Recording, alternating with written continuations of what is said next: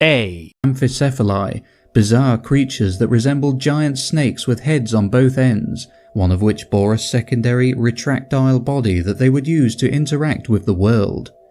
B. A brain was not advantageous to develop if it could not be put into good use. A dim-witted, half-minded mantelope grew up faster than a smart one and grazed just as efficiently. C. Colossal fossil belonged to a bird-like creature with enormous claws. Later research determined it to be a highly derived therizinosaur. D. Description would need the use of concepts that remain unexplored today. To talk with a man of today about the comings and goings of the new empire would be akin to giving lectures of 20th century geopolitics to a hunter-gatherer. E. Even after the smothering by the Q, the genes of the Star People remained dormant in their cells. Through pure coincidence, one lineage of the insectophagi developed an atavistic throwback, resulting in larger brain. F. For 40 million years they suffered. Generation after generation were born into the most miserable of lives while absorbing the pain of all that they were going through. When the Q left, they hoped for a quick extinction, but their lowliness had also made them efficient survivors.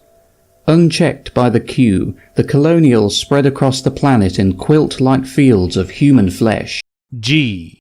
Gravital, long accustomed to their mechanical bodies, simply did not acknowledge the life of their organic cousins. When this apathy was mixed with their unsane claims as the sole heirs of the Starmen, the extinctions were carried out with the banality of, say, an engineer tearing down an abandoned building. H. Humanity, once the ruler of the stars, was now extinct. However, humans were not. I. Ironically, they neglected to look among themselves. The second great invasion of the galaxy came not from outside, but from within. J. Joined by the tool breeders, hailing out from the ocean depths through living radio arrays. K. Killer folk could still kill with their bare hands, but only if they really wanted to. L. Look at the story of man and come to your senses. It is not the destination, but the trip that matters, and what you do today influences tomorrow, not the other way around. Love today and seize all tomorrows. M. Main issues: political unification, though not homogenization, and galactic awareness, constant readiness for possible alien invasions. N. No planets lay inside the astromorph capital, only cavernous, gravity-free bubbles where the inhabitants could finally develop to their fullest. Freed from the constraints of weight, their bodies grew spindly and insectile, with individual digits extending into multitudes of thin, versatile limbs. O. They observed, contemplated, and philosophized with novel, spirally coiled brains and handled the world with a singular pelvic hand, born out from the remnants of their ancestors' feet. P. And perhaps on the olfactory television he would smell news of the excavations of the million-year-old Q ruins, of the marvelous discoveries salvaged from the Starmen wrecks, or of the enormous radio arrays that rose everywhere to listen to the stars.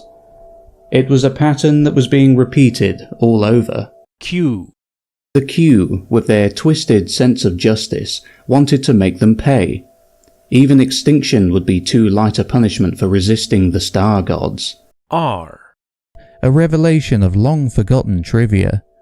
This was the rediscovery of Earth, the birthplace of humanity, where the omnipresent astromorph, the star-gliding machine, and the millions of humble resident races could all trace their origins. S. Suns were blockaded and their light was trapped behind specially constructed million-mile sails. If the dying worlds managed to resist, an asteroid or two finished them off. T. Took this practice into a new level and produced living works of art, doomed one-off creatures who existed purely as biological anachronisms. U. It is unnecessary and nearly impossible to describe the carnage that followed. The conflict lasted anywhere up to a few million years, and the resulting loss of life, both mechanical and organic, made the initial machine genocide seem irrelevant. W. When the cosmic dust settled, the winners displayed themselves.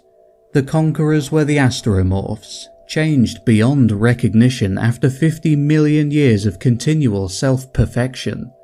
X.